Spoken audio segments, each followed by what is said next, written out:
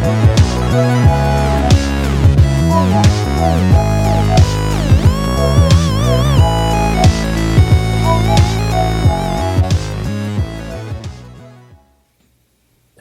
everyone, welcome to Dad Casual. We're full-time dads and casual gamers come together to discuss everything we love about the games we wish we had more time to play. Thanks for being here. It is episode 31, and you know us, we're still here delivering the news, the game news, the dad talk that you know and love. So welcome. Join us as we discuss the highlights from the Game Developers Conference so far today. It's still going on this week at the time of recording. We also got to see a sneak peek that wasn't supposed to happen of a new racing game from 2K, why Mario Maker 2 may be the hardest game ever made, you heard me right, and how you can live out your Souls-like underwater crab adventure fantasies and more. As usual, we're here with the crew of Dad Casual with Andy Bond. Hey, what's up? And Preston Jensen. We are here. And I'm Houston Dragna. Welcome to Dad Casual, guys. Andy, how was your week, man? How are you doing?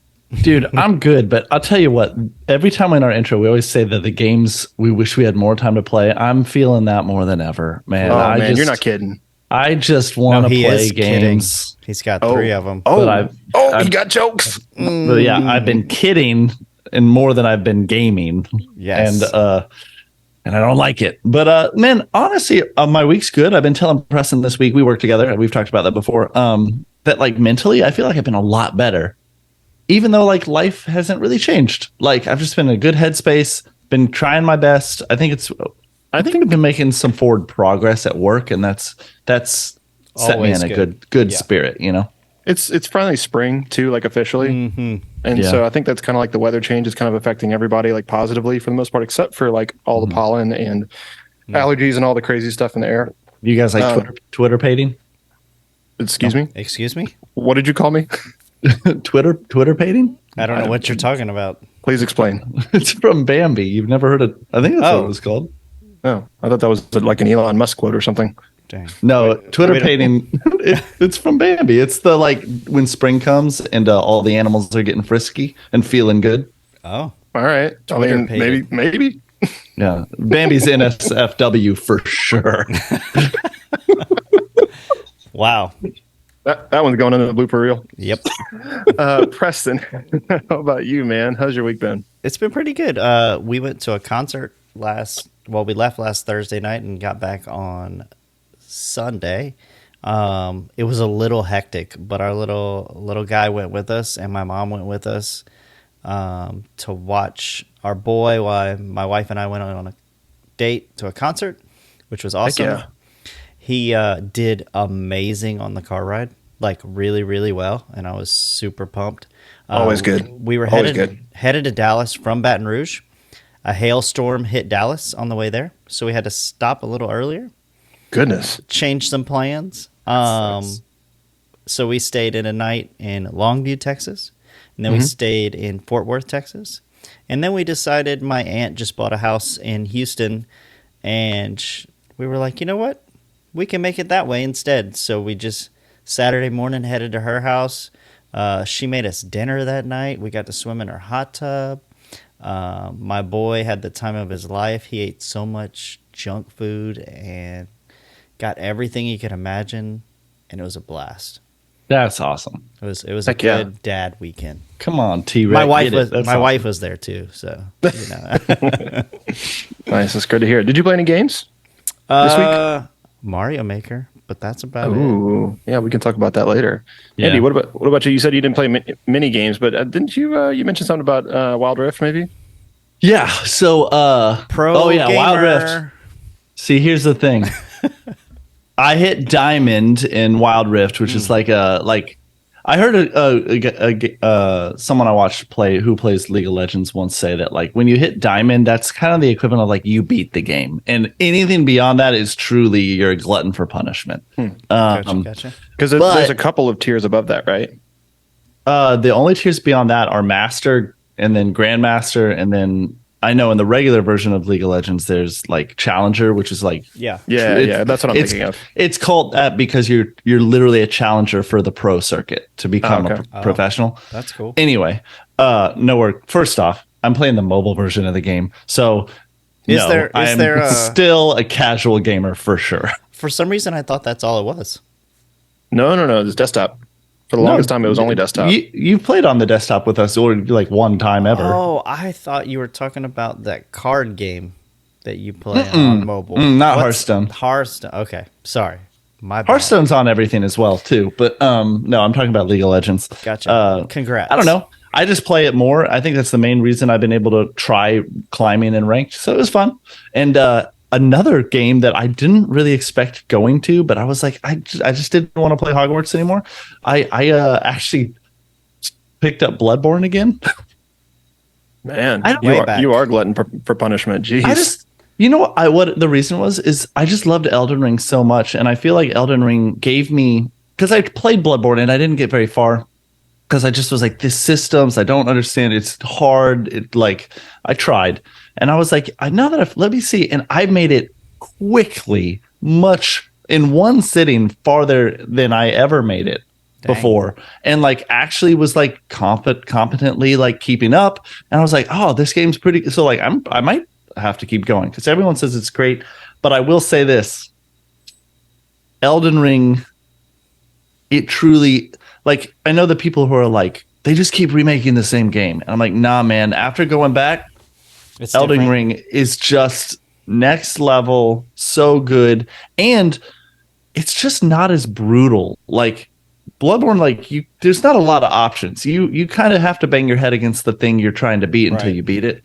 Elden Ring, you never have that feeling. You can go do something else if you want, and I just love that.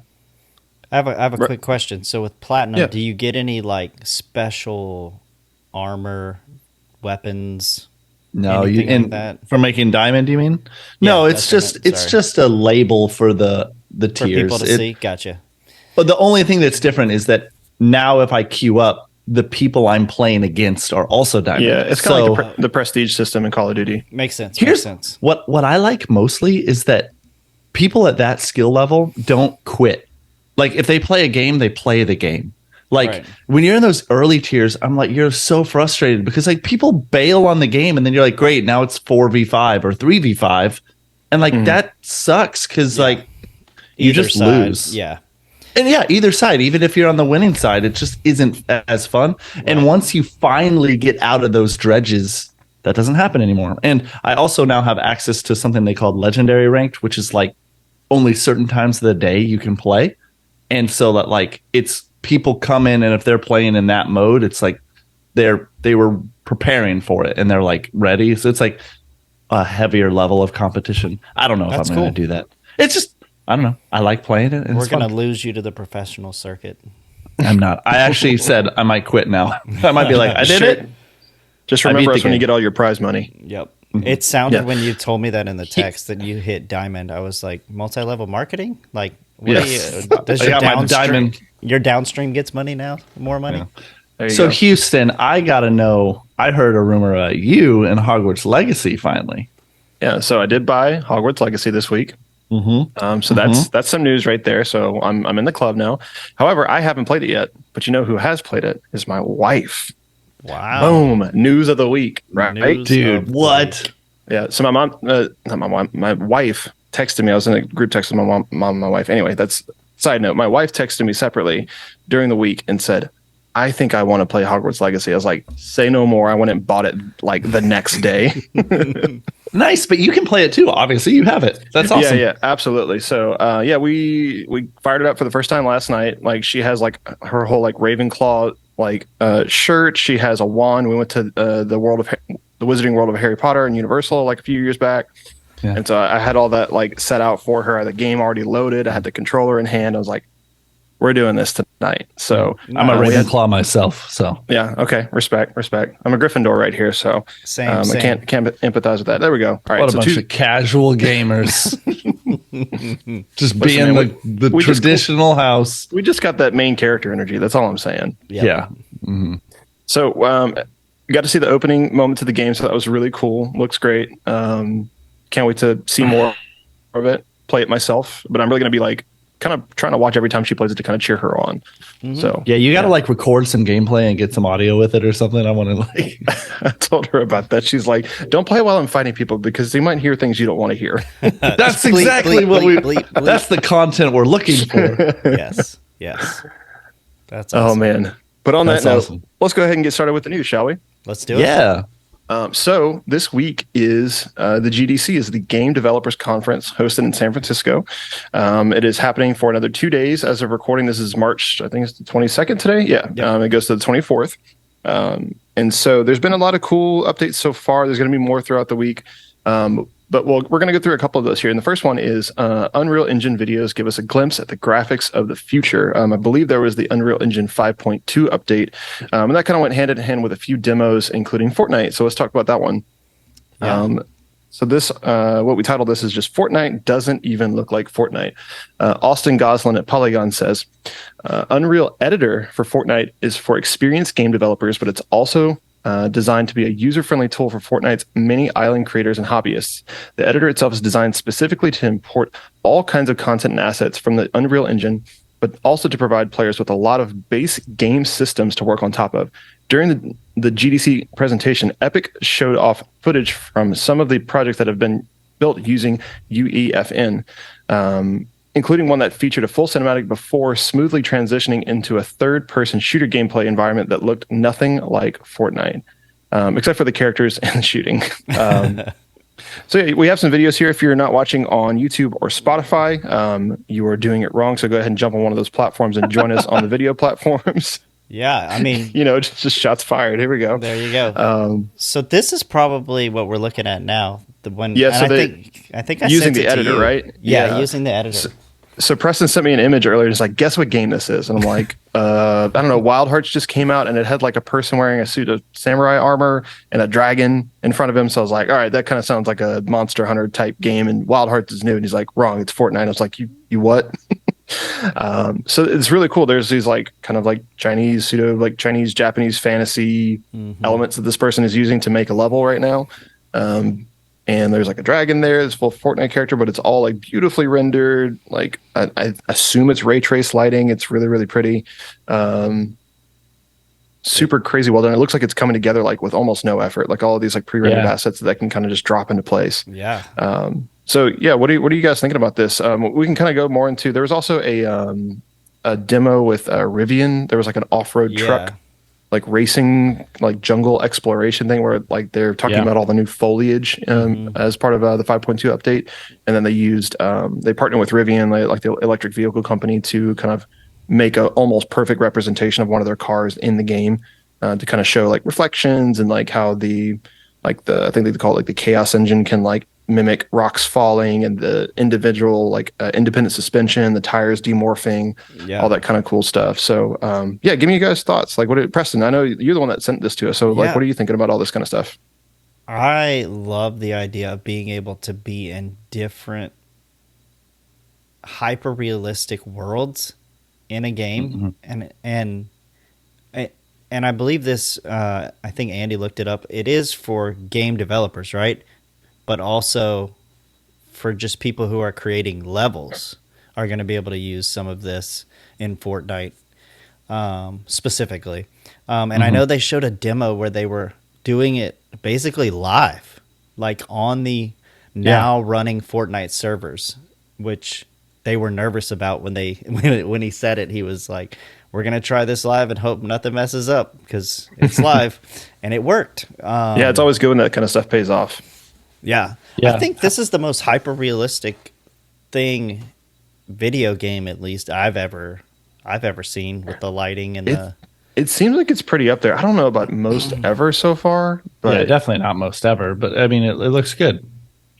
Yeah, it looks incredible. What I think is super cool is what, like, kind of Preston, you just mentioned, is like they referenced in that quote that like Unreal, the full application and program, is definitely for experienced game developers, but like they're making this more user-friendly side of it for Fortnite specifically, and like there's just the ability to grab assets, and it kind of does make me think of like any user-generated content in other games. Like I think of Dreams, the PlayStation game that came out, and that like allowed people, like, it's always amazing. Like, you never realize what people are capable of creating until you give them some tools. Yep. And like, I mean, Mario Maker, Preston, Great it's one you example. just talked about. You play it all the time. Like, you make a full suite of tools, and people will go crazy. And it really could be something that we don't expect. And I love too that it doesn't like destroy the game. It like just opens up this new thing for people. Agreed. And I mean, I watch Noah play these like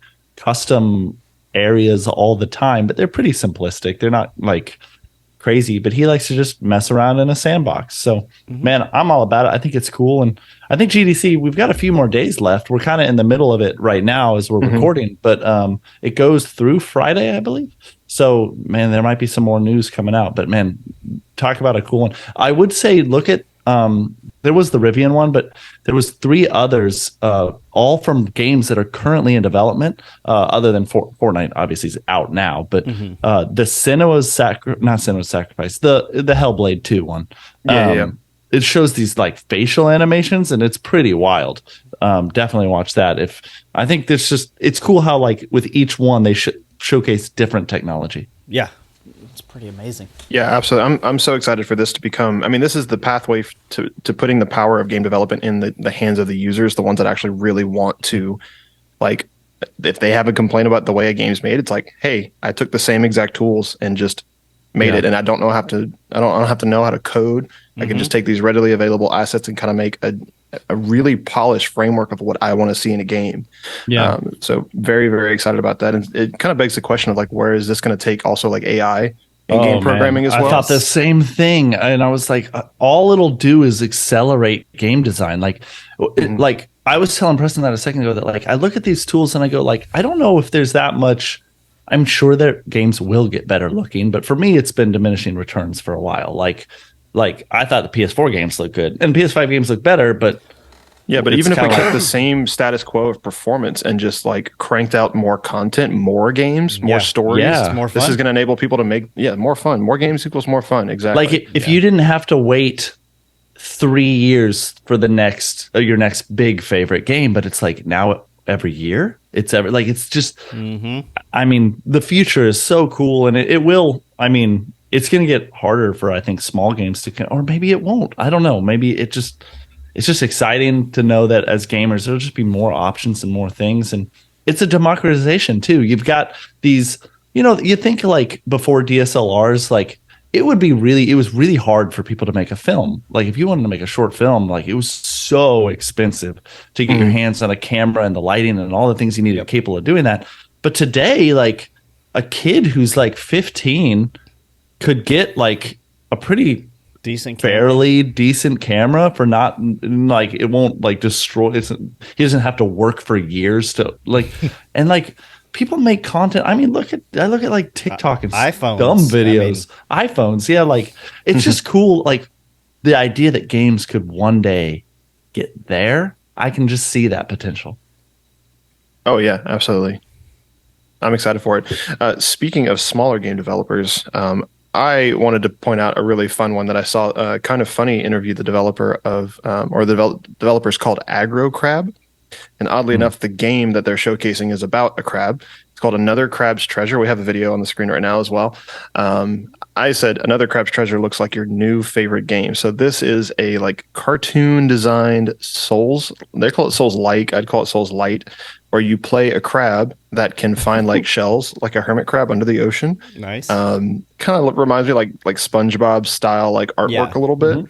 But you get to run around and do, they're calling it shells-like instead of Souls-like, where you get to run around and just fight enemies, do Souls-like type gameplay, do a little bit of like Sekiro, like kind of like grappling kind of stuff. There's boss fights. There's all kinds of like cool traversal. You can like the traversal. That's what I just thought about. Yeah, there's like a grappling hook thing. You can roll inside of the can. Like you can find pieces of trash to use as your shell, and like you can get like a cup or a can and like roll around in it. That looks cool. Yeah, it looks really, really fun, really cutesy, but like also really well made. Like kind of like it gives me like Pikmin vibes as well, too. Just kind of the scale, and you're fighting like bugs and crabs and fish and stuff. I'm actually kind of getting the vibe of the the newer SpongeBob games, like yes. like that for sure. Yeah, so it was just a kind of a smaller thing that I noticed that their presentation on Kind of Funny went really really well. They actually had some like good gameplay, some good banter with Blessing and Greg. So yeah, I'm That's excited for that one.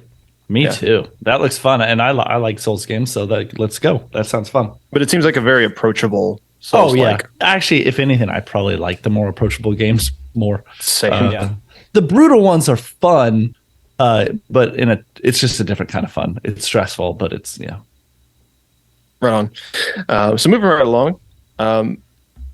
So I'm a bit conflicted with this one. So we Zelda, had to do it.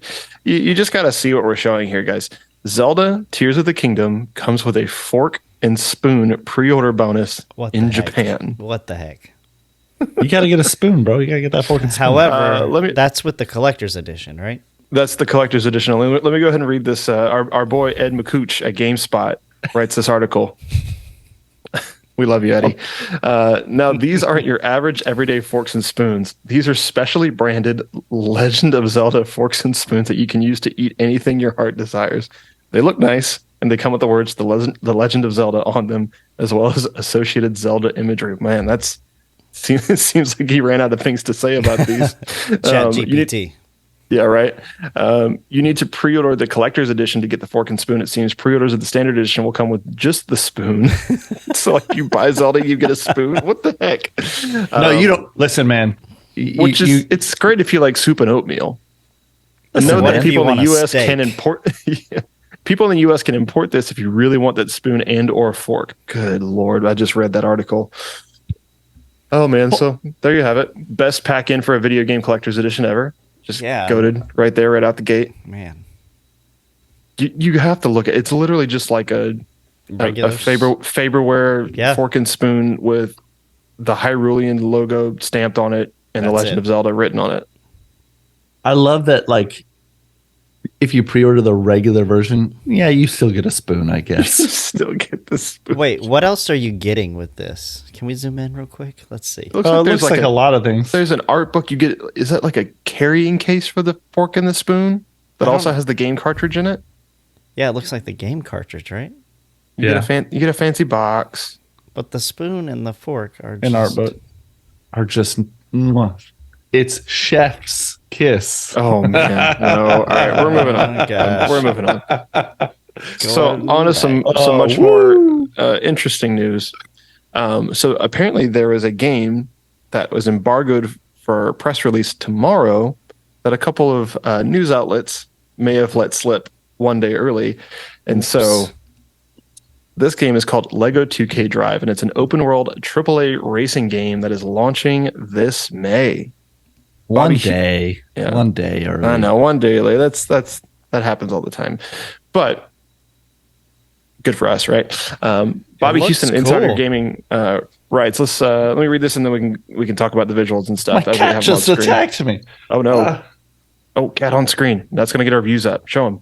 Who's this? Is this This is Coffee. Coffee. Yeah. Okay. Welcome, Coffee. Welcome to stream.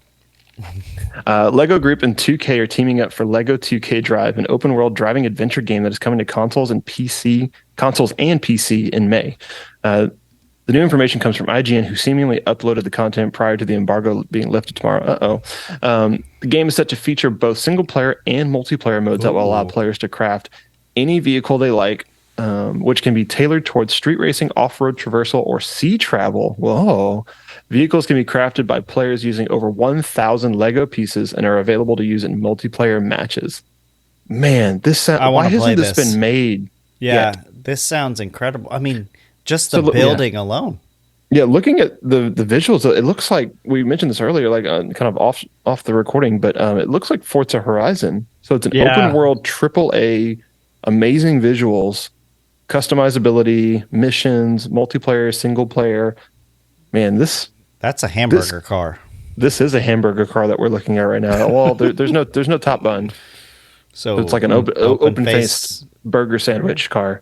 Hey, I was looking at this image right here, and if you look on the middle right, that looks like a boat ramp where you can. Oh yeah, for sure. It mentions sea travel vehicles, and so like I'm imagining some like Diddy Kong racing action kind of going here with boats and cars. Like, do the cars transform into boats? Is that a thing that can happen? Ooh, maybe Yeah. they like later on release like planes and flying too. Oh, That would be definitely. awesome. They've got to, right? Yeah, If they do cars and boats, they've got to and do this planes. is open world, right? Like It that's what you're says. saying. That's what it Yeah, says. that looks awesome. And this is in a month and a half. I also see, and I can't tell if this image is like a current race. It doesn't look like it necessarily from the. It just looks like free driving. Free Yeah, roam. but like Just like Forza. in the top left, there's looks like a cup of some kind with wings on it, and then in the middle there's glowing bars that look like you could drive through it to start something. I don't know. This looks really cool.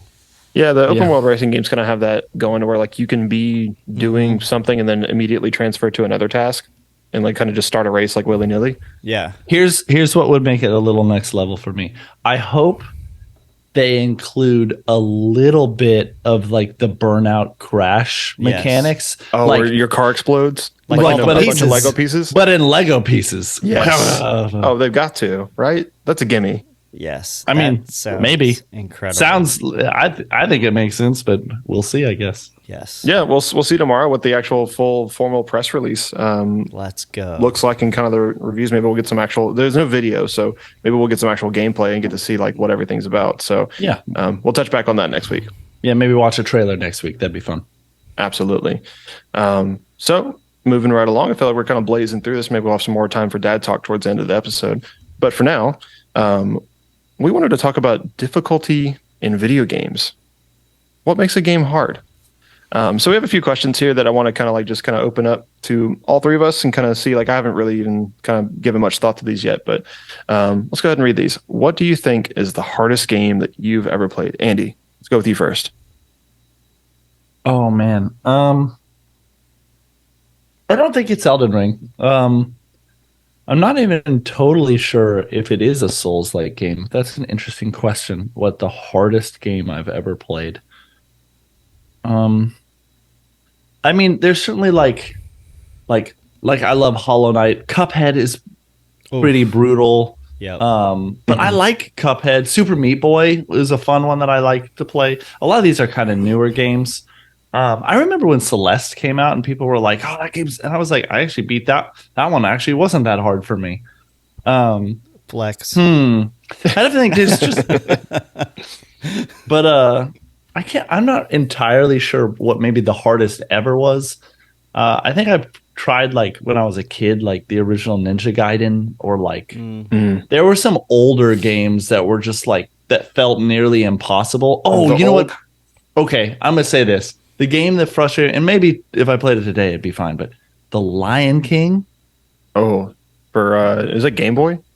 Super it was on a NES. few different things. I played it on Sega Genesis because I had a Genesis Okay. there, but I think it was on Super NES. Super yeah. NES, yeah. But oh man, I could never get past the like. I would always get to the part where you were an adult finally, and you have to chase Rafiki through the jungle, and I would always die on that level. Couldn't do it. Just Do you couldn't think beat it. games I don't know were- what about. Games were harder then because of the save, not able to save games like we can now. Like I can put it down, walk away, and be like, I think the thing with old games, and I actually for mine, it's probably Super Mario Brothers 3.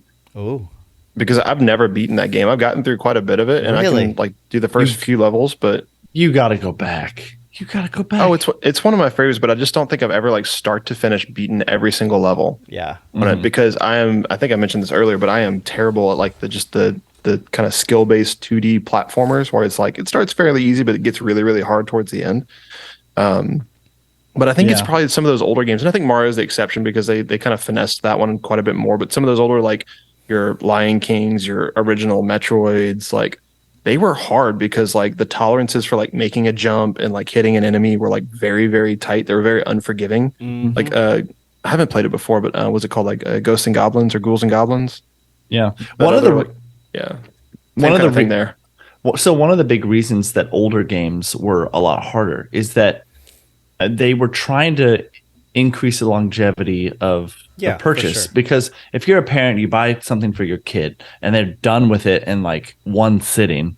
Especially games back then were the same price as games are now. Like so, like before all that inflation, like that was a lot of money at the time. And so what they would do is they would make the game so difficult but but not too difficult, but enough so that the kid would keep playing but not beat the game. Right. So it felt like more of a value because they only had so many megabytes or kilobytes, who knows, like if we're going way back, to fit on a cartridge or what they were providing. So you couldn't just keep having more gameplay. It's kind of like that arcade game mentality, right? Like you want to make it so difficult that you have to like keep trying, keep pumping in quarters, that kind of thing.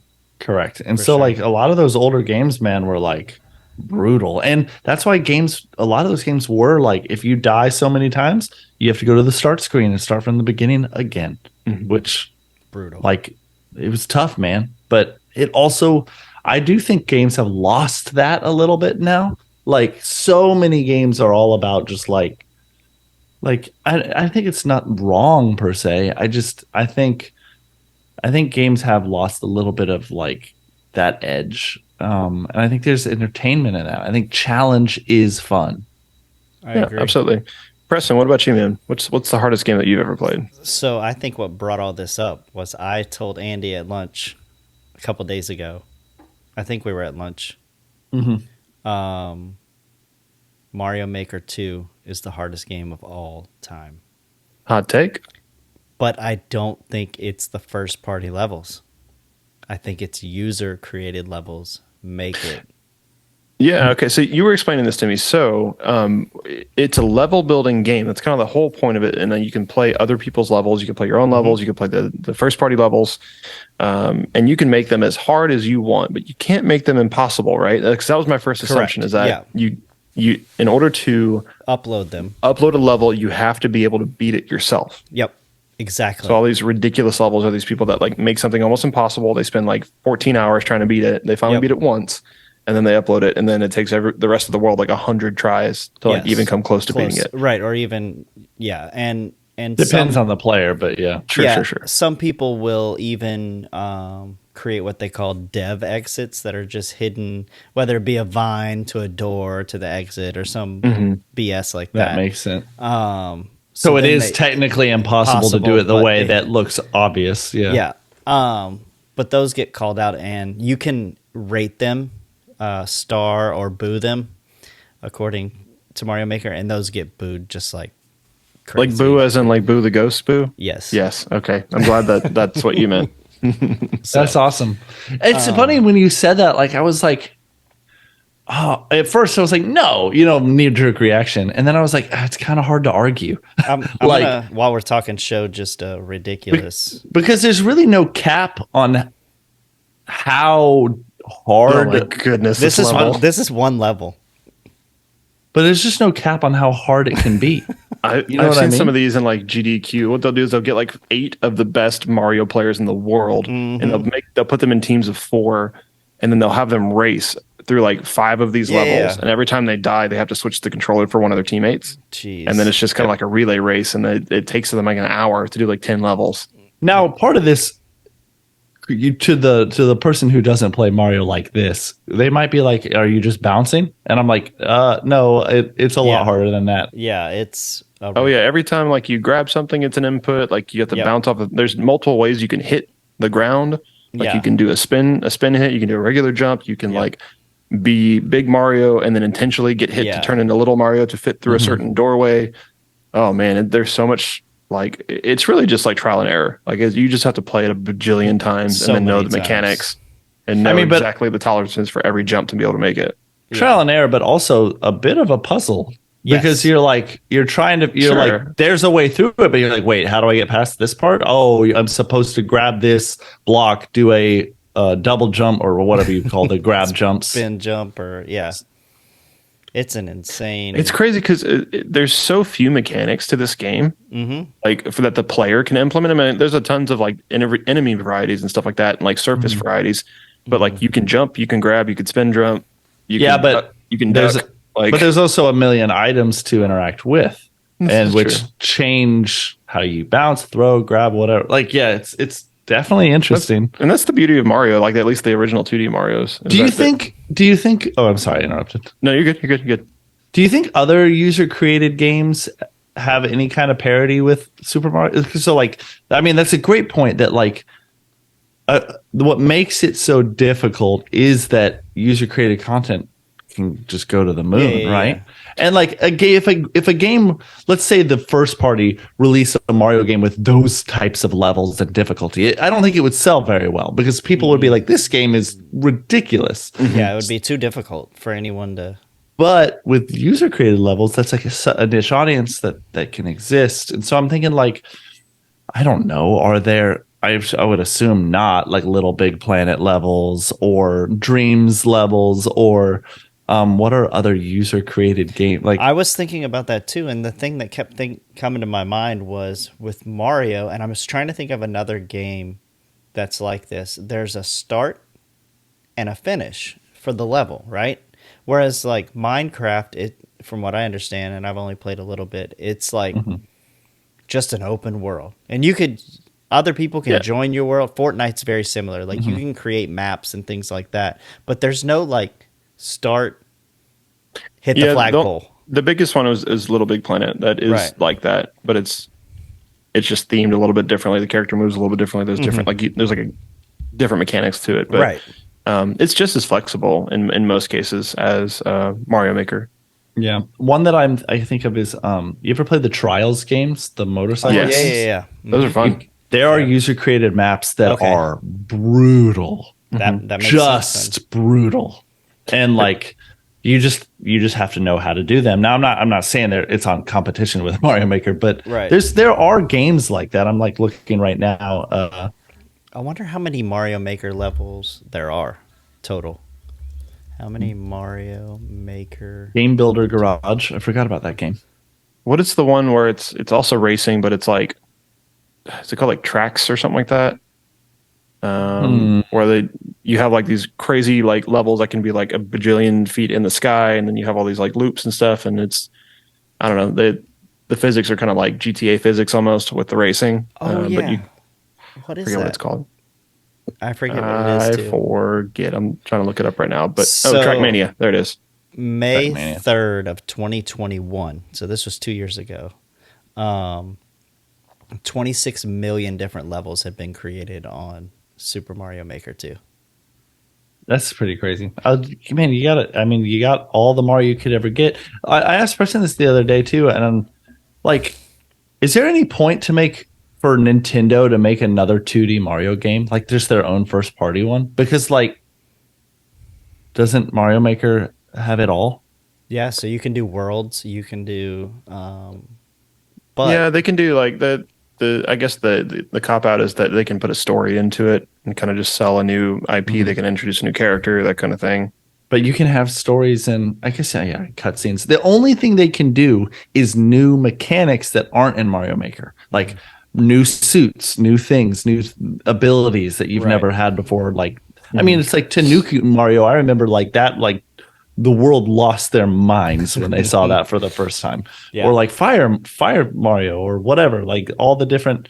And I remember like Cat Mario in 3D World. What was it? 3D World or whatever. You know what I mean? So like they can do that, but it is pretty interesting. Like that many levels. Wow. Yeah. There's a lot. I can't argue that anything's harder. I mean, I know there are elements in the dark. I would love to hear from any of the listeners and their reason why, and I will argue with them. You heard it here. dadcasualpodcast@gmail.com. Yell at Preston.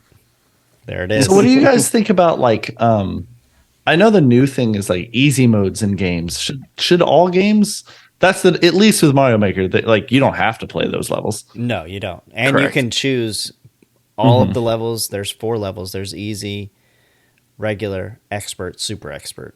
So like Oh, cool. Like they're filtered that way. That's cool. Do you think games should have easy modes? Like, do you think the FromSoft people should like let it be scalable? Like be like whatever. I think a lot of games should have easy modes, and I think it's a great thing that they do. But I think it's up to the developer if they want that experience to be, I guess, quote unquote, dumbed down a little bit, or like simplified. Let's put it. That's a nicer way of putting it. Yeah.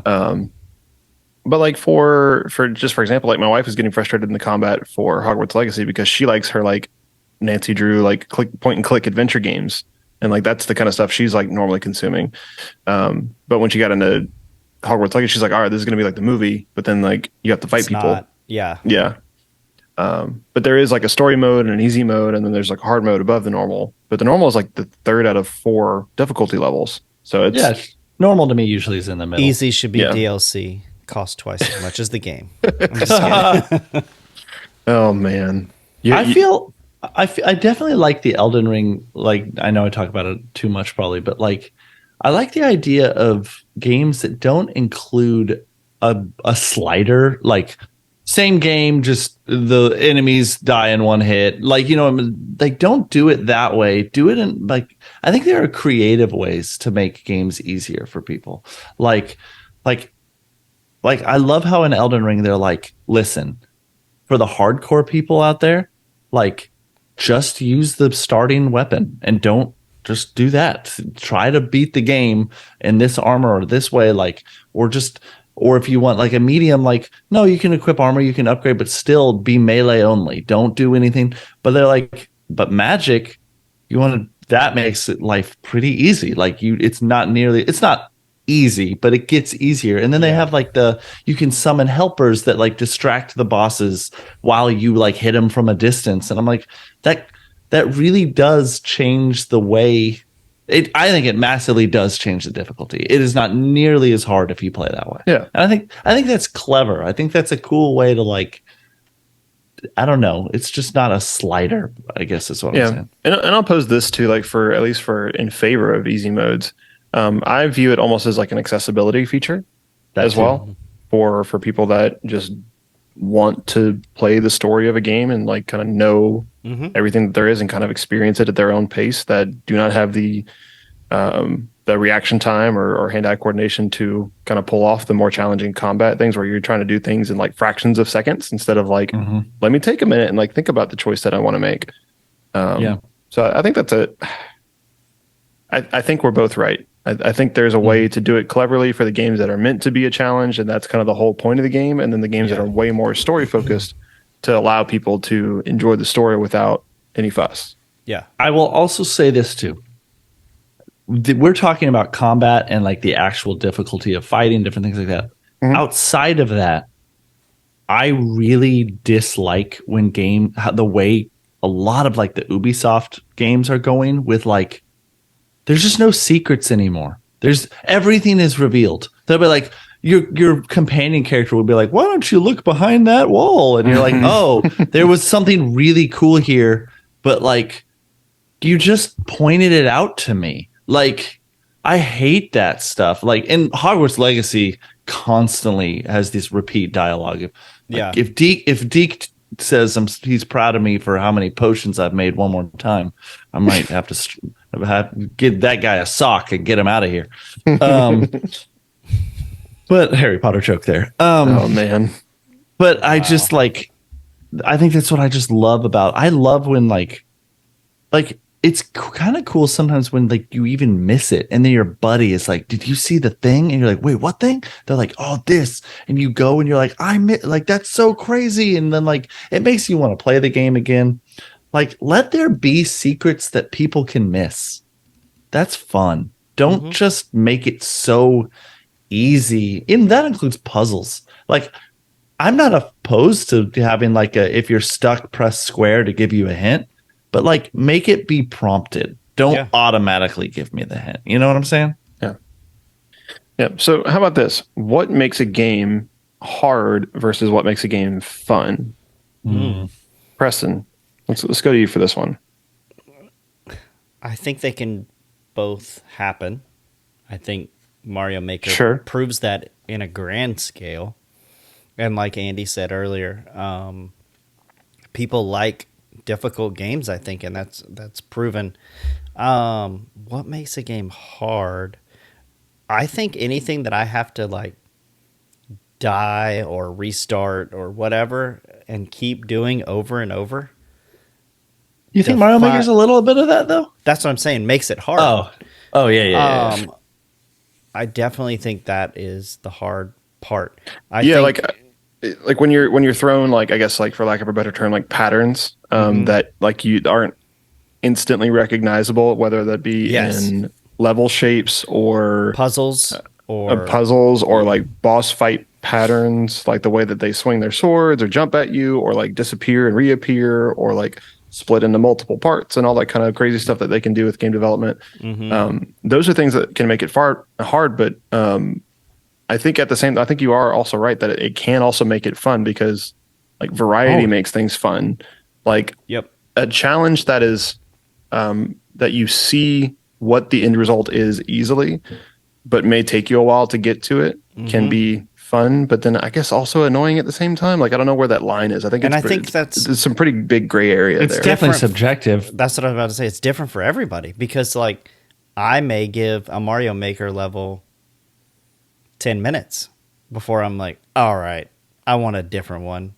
But there may be something fun that pulls me. Maybe I get to 33% of the level and I'm like, okay, I'm starting to understand what this creator or this whoever, you know, whether it be a game developer or a Mario Maker creator, I guess they are game developers. Whoa. Yeah, it's almost like I wish every game was customized to me to be like, every time I do a boss battle, it's hard. I might die a few times, but I'll finally just barely beat it. And you're like, oh, that high of like how that was just so awesome. Yep. A lot of people aren't willing to bang their head for hours against something. And granted, it depends on like what time of day it is too. Like if it's a Saturday where I have nothing to do and I'm just playing video games, I will sit here and try and beat that level. But if I'm sitting down after recording this podcast and like, all right, I got an hour. Yeah. I'm not going to try and beat the hardest level. There was this one level one time that I was playing where I remember that the boss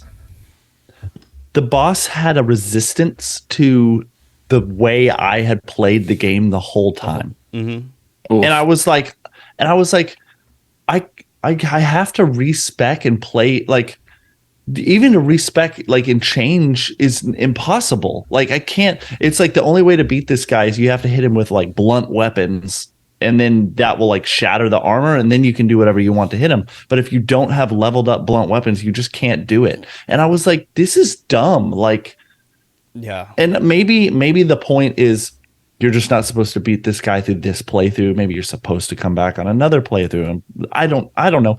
But like I would say that there's a difference between like bosses with patterns that you can memorize and then like bosses with no, this is just random. Like, and I'm not like FromSoft I don't think has a lot of random. It is pretty much pattern based. Like if you're good, you can memorize the patterns and you can do it, even if you have to die so many times.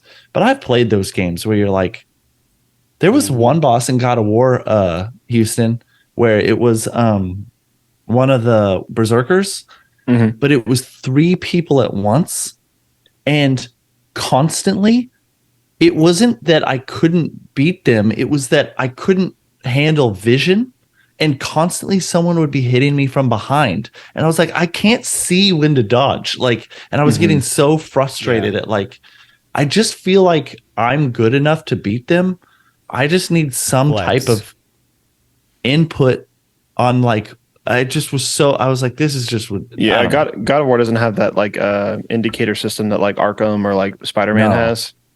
No. And so about to be hit. Yeah. I did beat it eventually, but it was when I got lucky. I just felt like I just would randomly dodge at times thinking something would be coming. And finally I got a playthrough where I guessed you were lucky enough. I guessed correctly when to dodge. Yeah.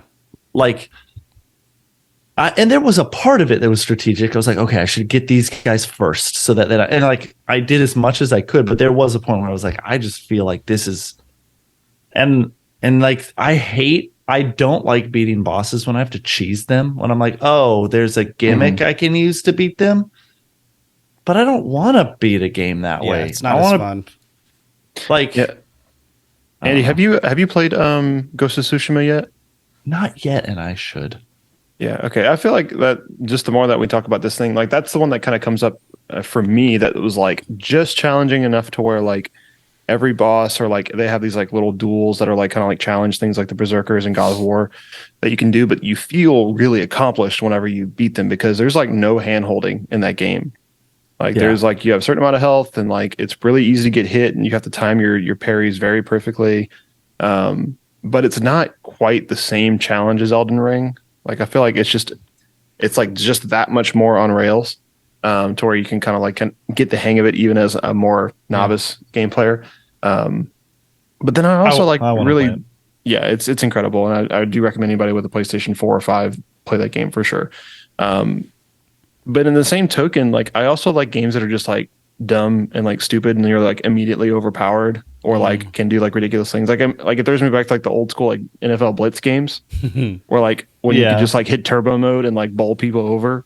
And like you didn't have to do anything to earn that. You can just, that's fun to me. Yes. I also like games where you can like upgrade things like infinitely until you have like the most powerful weapon and can like mow down an entire screen in one shot. Like, but you do earn that too. So yeah, I think fun is a nebulous term just as much as hard is in a video game. You kind of just have to find the sum of its parts to know what it really is. There's so much gray area and all that. It's a balance because I've played games, and I agree with you. Those games where you get like super powerful, they're fun for a little bit, but it eventually does wear off where you're like, oh, I can just press square and just everybody dies. That stops being fun for me. Like at a certain point, for a little bit, it's fun.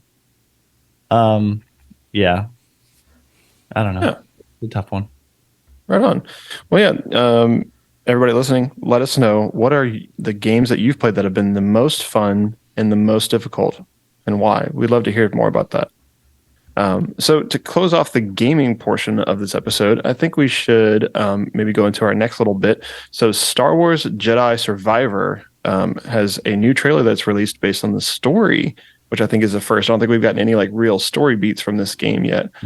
So we do have a video, and we are going to live react to that because I actually haven't seen it. I don't know if you guys have at all. But, did you play the first one, Houston?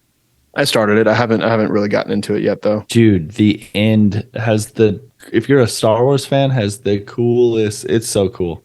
You got to play it. Okay. Noted. All right, here we go. It's been a long 5 years. 5-year gap. That's cool. Cal Kestis, is that his name? Yeah, I like the character a lot. We've tried to resist. Oh, he has a beard now.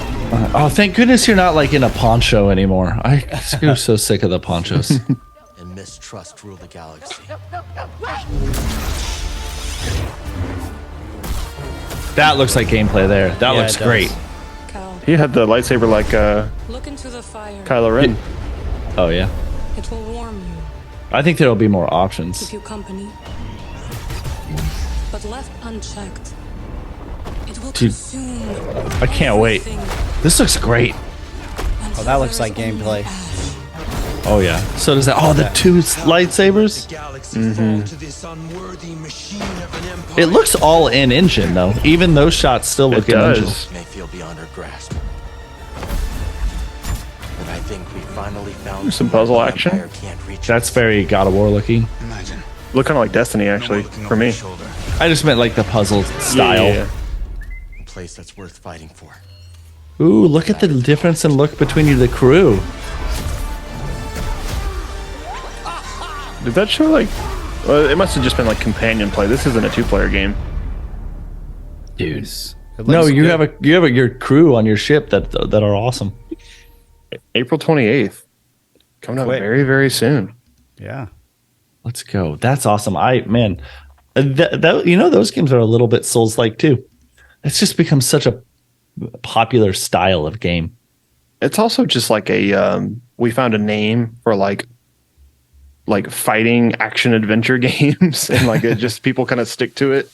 Yeah. Kind of, but it's like you see the God of War influence. Like God of War 1 through 3 were like hack and slash, but we called them action games, even action RPGs.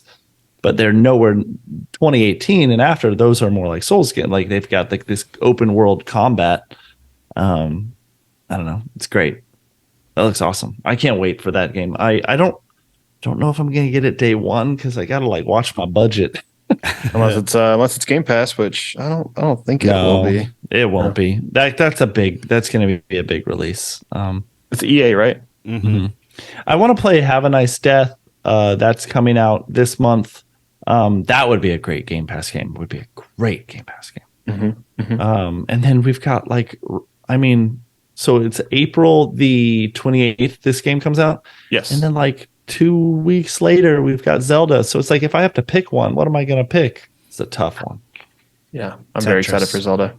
Tetris? Is there a new Tetris game coming out? No, but there's a Tetris movie. Have you seen the trailer? No, there's not. It looks awesome. Hold on. Is it a fake trailer? No, it looks so I'm good. pulling it up right now, Andy. All right, stand by. Live react again. It's got Taron Egerton in it, and it looks awesome. Okay, hold on. It's an Apple TV original. Okay, it's not the video game. It is. It's totally about the video game. Are you pulling it up to watch the trailer? We're gonna watch the trailer. This music's gonna get us flagged so bad. Oh man, I don't have to. No. All right, watch it on your own time. Yeah, watch the trailer. We can talk about it next week, maybe. But yeah. I heard the music in the background. I was like, oh no. Yeah, you know what that song is. It looks great, man. Well, all right. That's it for video game news. I think we can spare some time for some dad talk this week. Oh, one more thing I wanted to bring up, video game related, but then we do dad talk. This weekend is the Diablo 4 complete open beta for everyone, free. Ooh. So for everyone out there, or for us, I want to squat up. I think it'd be fun. Maybe we should do a live stream of us playing. Ooh, that could be fun. Is it this weekend only is when it will be available, or does it just start this weekend? No, it's Friday, Saturday, Sunday, and then the game will not be available to anyone until June. Oh, you're killing me. All right, cool. I'm there. Might be a late night, guys. I don't know if progress, like they might delete all the progress. So if you get it, it's a chance to try it. We'll do at least we can try for at least one night. Yeah. I'm going to try it for sure. And I want to try out some different classes to figure out what class I want to play when the game finally comes out in June. Nice. So anyway, dad talk. Sorry, guys. Yeah, dad talk. Let's do it. So I will start just because I'm greedy and I'm just going to do that. We found a school for my daughter. Nice. I wish I had a celebratory button. I know, right? Yeah. That's awesome. So I say we, my wife, all credit goes to her. I just kind of was there. And said, yes, this sounds like a good idea, and kind of was just a sounding board for a lot of it. Went to her IEP meeting, her like placement meeting for that with the school board. And she is going to a school here called South Downs. It's like kind of pre-K only, but they have a lot of accommodation for special needs, for people with developmental delay. And then there's also like a severe profound category in class for like even more severe cases than Josephine, but we're going to put her in the next one called developmental delay. And so she will have, she'll be there for mostly half days. Kristen's going to go ahead and take her out to do like her outpatient therapies and stuff most days, but there'll be maybe a few in there that she kind of stays the whole day. And so Kristen will kind of try to adjust to a new schedule. She's being emotional about it because it's kind of like that's a big deal. Yeah, it's a big deal. Yeah. It's like not going to be home with your kid like you normally are for multiple hours a day. My gosh, that's going to be like a life change. Yeah. Yeah. Big change for her. When does that happen? This coming school year, I think after summer. Wow. Yeah. That's cool, awesome. Man. Good for y'all. That's so cool. And good for her. That's amazing. It'll be emotional, but it'll be so fun. Absolutely. And my daughter's going to be 4 by that point. She turns 4 in June, which is wild to me as well. That's the pre-K years then. It's like a real pre-K for her. Yeah, absolutely. Yeah, and it is a legitimate pre-K, and they actually do some like blended classes too, where like once or twice a week they'll have like the special ed classes blended with the typical ed classes. And so she'll kind of just getting used to like a bigger classroom and like kids making noise and all that kind of stuff, which she doesn't do super well with, but that's going to be something that she learns. Yeah. And we found the more that she is exposed to things, the more she gets used to them. She has some like auditory issues that she gets a little nervous and upset around like super loud noises or kids crying, like upsets her more than usual than you'd expect. Yeah. But she's getting better at it. And then she has a wheelchair now, which is like a big security blanket for her that she can kind of like be her own person in that. Yeah. So yeah, we're really excited about that. That's so cool, man. Yeah. Other than that, we are doing an event for spina bifida awareness in the New Orleans area this weekend as well, which is going to be cool. There's like a little walk and like just event and kind of meet and greet type thing. I think some of my family's coming to that as well. And That's cool. There's like a Yeah. community built around that too. And like, I'm sure you guys, absolutely. I'm sure you know other families, even if you just talk to them online or whatever. Yeah, there's all kinds of stuff. Like there's a wheelchair basketball junior league that we That's attend awesome. and I do photography for. That I've Dude. taken like some like fancy like sports style like dramatic headshots on a basketball court for, That's so cool. and done stuff like that. So yeah, we're really getting Cool. plugged into the community, and Kristen's been like kind of spearheading that whole thing just because like my brain just doesn't operate outside of my own house sometimes. Yeah. Yeah. So I'm very thankful to have a partner that does that kind of stuff. Speaking of photography, I would love to book a session with you. I know we had to reschedule. I'm sorry. It rained, but it didn't rain. It rained, but didn't rain. But then it was overcast, and then it decided to be sunny for 3 seconds. I ended up playing basketball that day and like destroying my body. And I wasn't honestly feeling it, but I thought you were about to say I destroyed my sons. They're buried in the just ground dunked now. on 'em. no, I played 2 games of basketball and I like it was dead. But I definitely, I mean, I was just looking at Lily today and I was like, I've said this before, and I know it sounds probably a little melodramatic, but like, you lose those kids. Like, I look at Noah now, and I'm like, you're still here, and I love you now, but even this version of you will disappear. Like, the 4-year-old version of him is not around anymore, and I loved that version of him. And I look at Lily now, and I'm like, you're not quite 2. But she's just so sweet in this perfect innocent stage, and I just really want some. I don't know. I just really want some shots just so that I can remember. Because man, and all my kids, they're at a great age right now. Riley's doing awesome. You know, they turn 6 and 9 next month, and he's just such a fun. Are you gonna kid. have 3, 6, 9? No, Oh. it'll be 2, 6, 9. Dang. Nerdy math joke. Yeah. But no, we had a bit of more of a gap between Yeah. Lily and Riley, but gosh, man, they're just great. Today I had a voice mod, which is like a voice changing app on my computer, and a little bit of that. Preston was on a Zoom call with me, and Riley and Noah were just Like belly Being laughing. making ridiculous voices. Maybe I could pull one up. Yeah. It was, No, I'm not going to do it. Should I? No. Oh, it was funny though. It was funny. Yeah, we have a lot of things going on this weekend. We're going to touch a truck here in Baton Rouge. It's all the big, like an excavator, dump truck, okay. all of that. Houston, they have quiet time from 9 to 11:30 for people, and they literally were like, for people with auditory issues or fears or Nice. whatever. Very cool. So they're doing that, and then I am attending with Rhett a 3-year-old birthday party. So that'll be exciting. And then That's real dad life stuff right there. yeah, that's real. Going to other people's kids' birthdays. Yeah. Yep. And then my wife is hosting her sister's 40th birthday here at our house Saturday afternoon, evening. And then we have a cousin's birthday on Sunday. So Ooh, man. slammed with birthdays for the families. You mentioning that that auditory like touch the truck thing.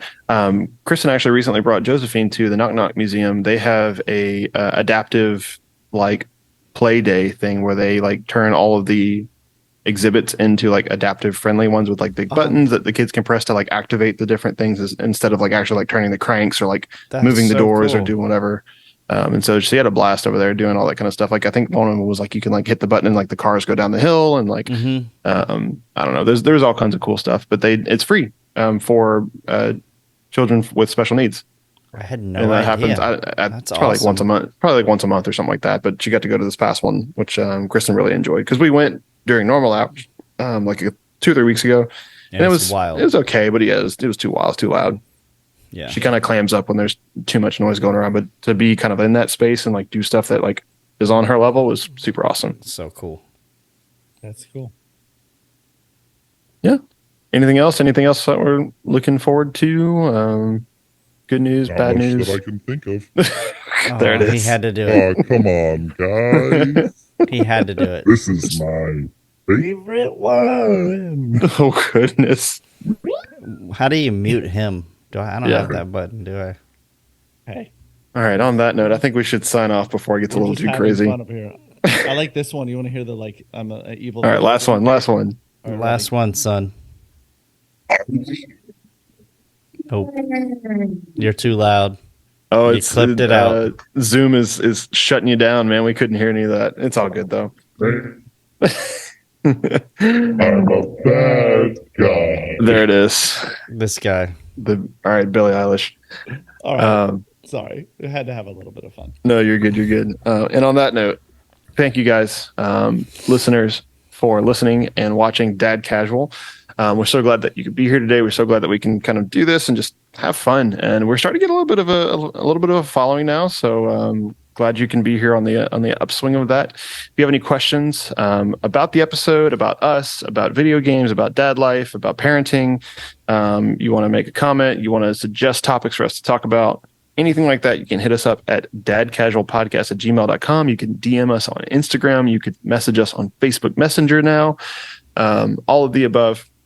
You can tweet at us. We have a Twitter as well. You can respond to our polls in Spotify. If you watch the episode or listen to the episode on Spotify, we have live Q&A polls there that you can answer about the episode. So all the ways to reach us, go ahead and leave a comment, smash that subscribe button, ring the bell, do all the things, follow us, share it with your friends, reviews, all the things. All right, that's it for my plugs. But yeah, thank you so much for listening, and we will catch you in the next one. Peace. Bye.